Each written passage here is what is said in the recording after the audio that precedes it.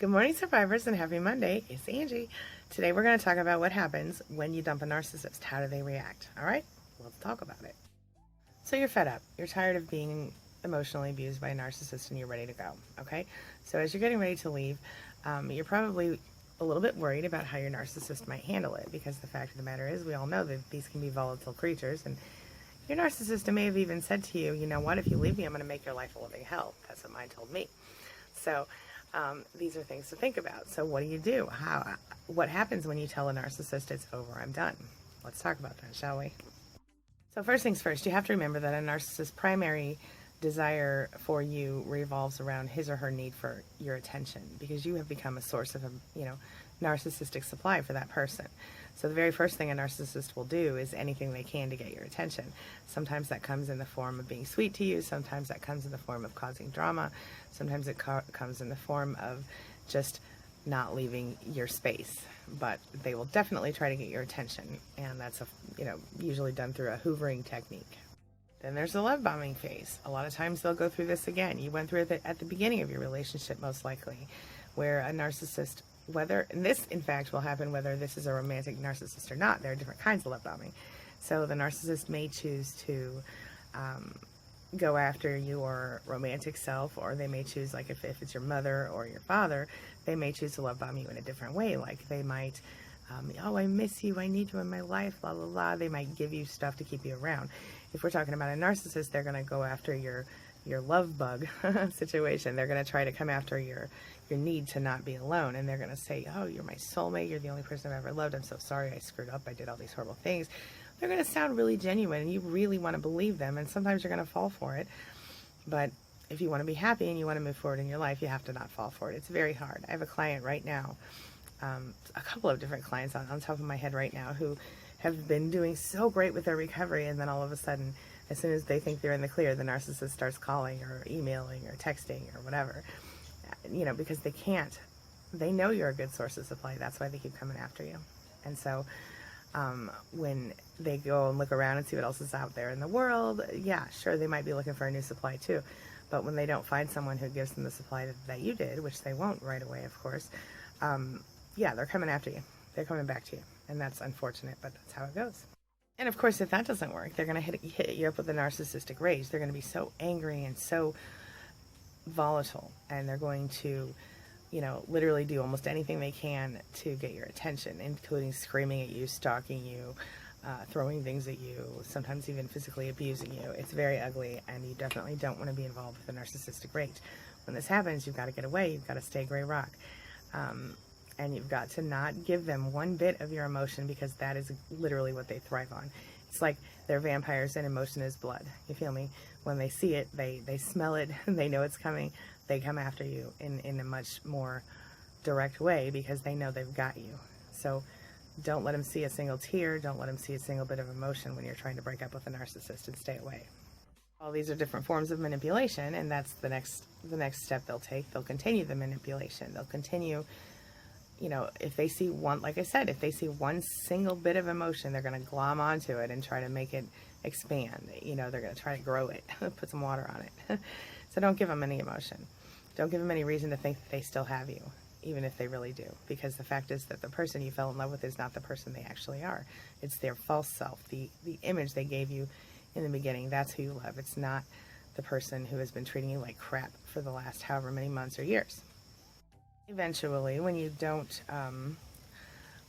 fall for it, they will expect you to pay. They will punish you. They will try to punish you. They will teach you that, they'll try to teach you a lesson. They might do this by picking up a new source of supply. They might do this by just being really mean to you. They might sneak into your garage, in the middle of the night and steal your car just to be a jerk, or whatever. They will go to, they know no boundaries. You understand? There's almost nothing that the most toxic narcissist will stop at. That there's almost nothing. Most of them won't kill you, but there are some who have killed people. We all know there are plenty of narcissists sitting in prison right now for various crimes. So be aware, be alert, be safe, keep yourself, lock your doors. Don't trust people, especially narcissists, when you have dumped them, because they especially if you don't have children with them. There's just no reason for you to continue contact at all. Okay, if you do have children with them, obviously you're going to have to deal with them until the children are adults.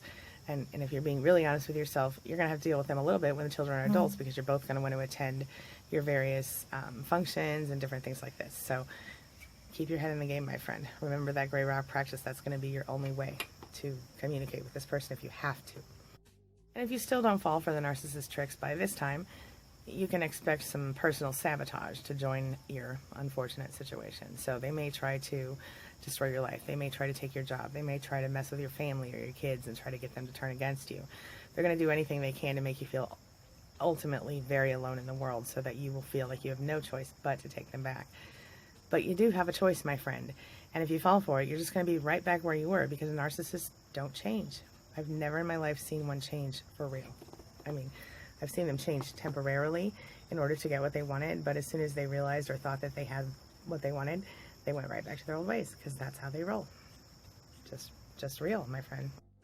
So just avoid getting into an emotional showdown with them. They're going to want you to, express emotion toward them, because again, if you express emotion, they can figure out a way to get to you, okay? So whatever you do, don't allow yourself to get in screaming matches. Don't allow yourself to have any sort of emotional drama with them. Don't allow yourself to cry in front of them. Don't allow yourself to feel bad. Keep your voice at an even keel. Don't scream, don't yell. Don't allow them to scream at you. If they do, turn and walk away or hang up the phone. Keep it as business-like as possible until it's over, okay? And once it's over, if you don't have kids with them, just literally go no contact and end it forever. I'm not kidding. If you do have kids with him, then you have to deal, or her, then you have to deal. But again, you deal only about the kids, you only deal business, you only talk business, and you treat it like a business arrangement. And it's hard, because you think to yourself, how am I supposed to treat it like a business arrangement when I've been in this person, loving this person for all these years? Well, again, I know, but you have to remember that this person doesn't love you and probably never did. And it's not that they don't love you. It's that they don't love you as a person. They love what you do for them. You feel me? And that is not fair to you. You have so much more to offer than what you do for him or her. Okay? So shine, baby. It's time for you to shine now. Okay? As always, if there's physical abuse involved, please don't be afraid to get the authorities involved, because physical abuse is a crime. It's a provable crime, and it's one that, on some occasions and extreme occasions, can end in death and injury and everything else. So stay clear of that. And if you find yourself in that situation, please call the police, get some help. Go to a domestic violence counselor, a shelter, get some help. Okay? Okay, I'm going to wrap it up for this morning. I've got lots to do today. Videos for y'all, coaching appointments. You know how it is. Monday! So I'll see you later today. I'm hopefully going to try to produce some more of those affirmation videos like I did last week as well. So I had a couple of clients tell me they really enjoyed those. So I'll do that as well. If you have comments, questions, concerns, things you want to talk about, hit me up in the comments below. If you would like me to make a video on anything specific, if you have a question you'd like me to answer, comments. Otherwise, I will see you later today. And as always, thanks for letting me be a part of your life and a part of your day today and a part of your recovery. And thanks for being a part of mine. See you guys soon. Thanks.